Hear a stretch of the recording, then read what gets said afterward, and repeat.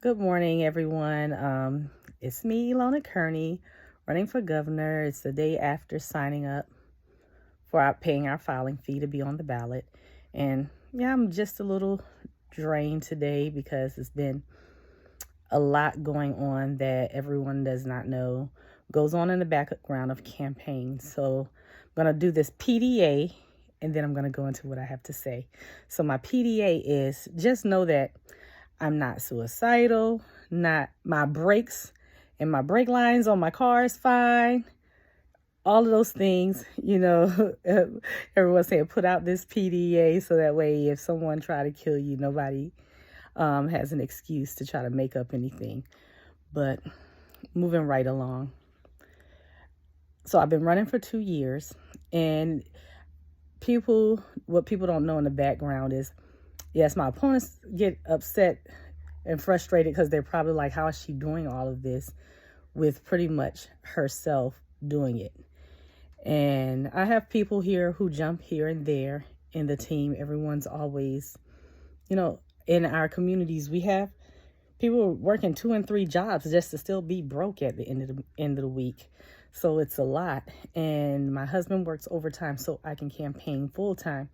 So yes, it was me doing a lot. Thank goodness for the team stepping up yesterday with the whole press and all the other videos that we made afterwards.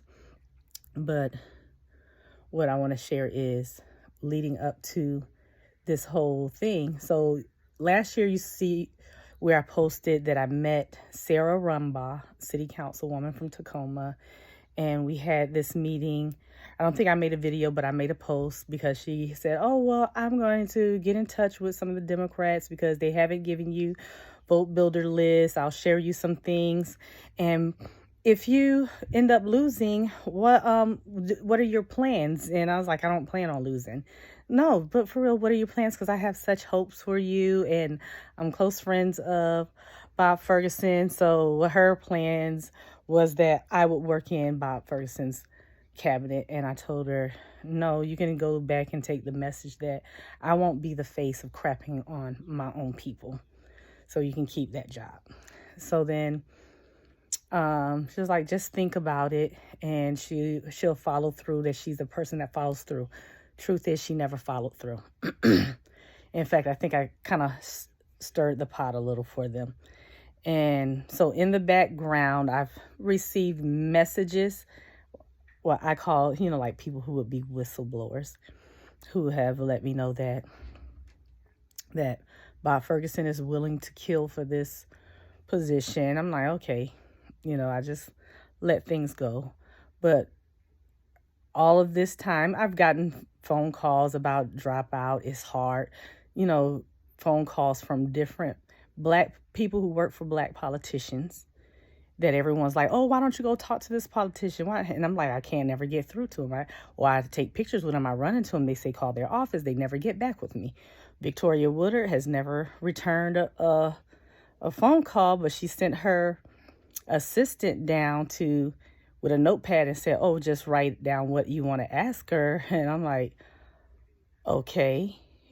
But Marilyn Strickland always runs out the door whenever I'm in a room.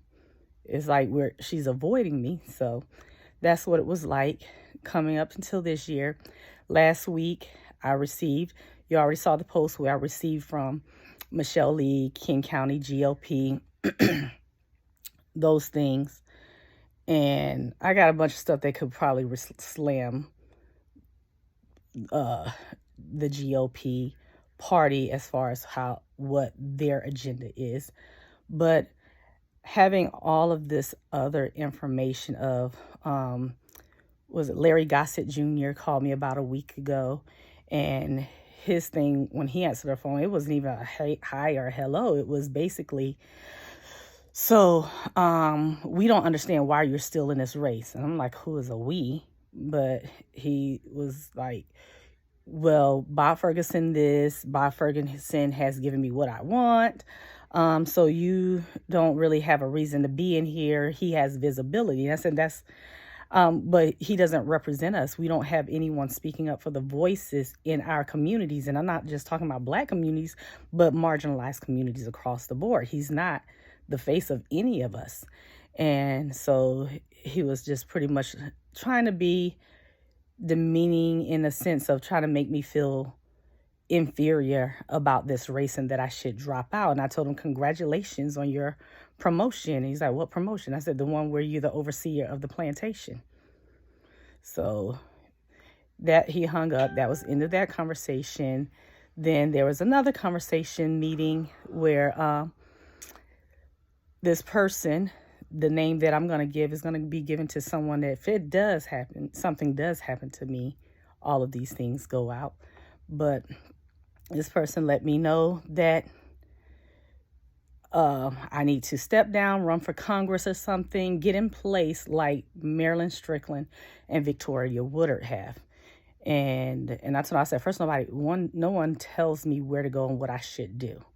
And so the whole thing was basically they've been promised that they can vie for governor next term.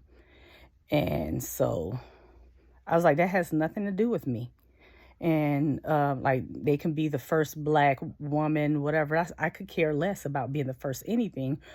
Right now, we don't feel like we have hope. So next term, you won't be having anyone vote because we're done. So so that whole conversation was just letting me know about the dirty hands that are behind in the background as to why I can't get through to politicians, why the politicians are all backing Bob Ferguson for whatever plan for the next 8 years that they have going on. So I don't have any proof of this, but this is just the things that I've been experiencing in the background of what's going on. So then the next person after that, there was another woman who said that she was about to run, but someone from that particular group said that if she backed down, because if you don't back down, Bob Ferguson is willing to kill anyone who gets in his way of this seat.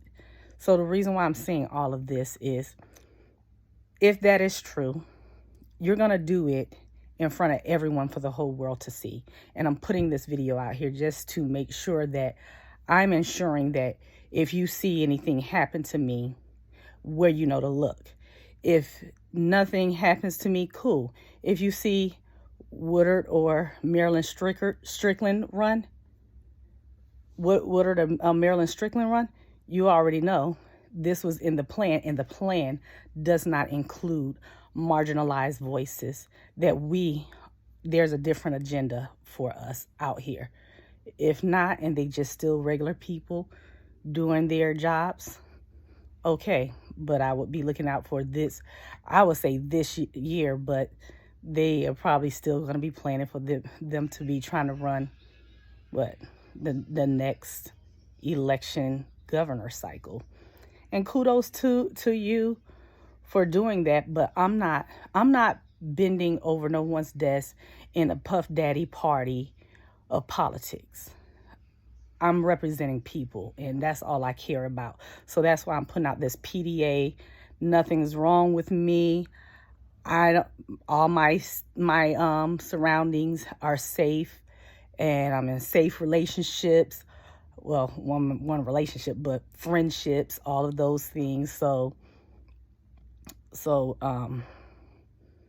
it's more that can be said, but I'm gonna pass that information, like I said, all to someone else, and not just going to be someone else to where you come and get it out of me, because you won't even know where this information is going or some of the things that I have actually collected, because I'm here to ensure that we are not being taken advantage of when it comes to this elections and whoever's in that seat.